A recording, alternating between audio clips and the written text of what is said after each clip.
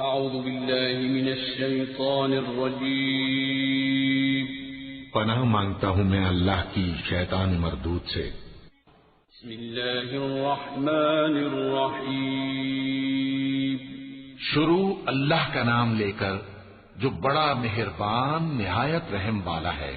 میں اس شہر یعنی مکے کی قسم کھاتا ہوں اور تم اے نبی صلی اللہ علیہ وآلہ وسلم اسی شہر میں تو رہتے ہو، اور سب کے باپ یعنی آدم اور اس کی اولاد کی قسم کہ ہم نے انسان کو محنت و مشقت میں رہنے والا بنایا ہے۔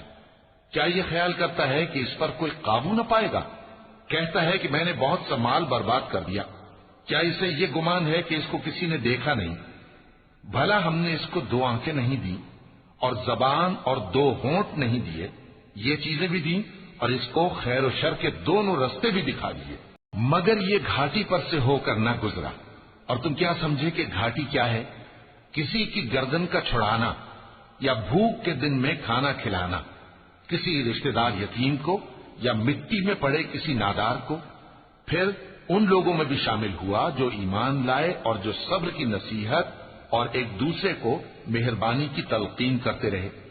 یہی لوگ اچھے نصیب والے ہیں، اور جنہوں نے ہماری آیتوں کو نہ مانا وہی برے نصیب والے ہیں۔ یہ لوگ آگ میں بند کر دیے جائیں گے۔ صدق اللہ العظیم۔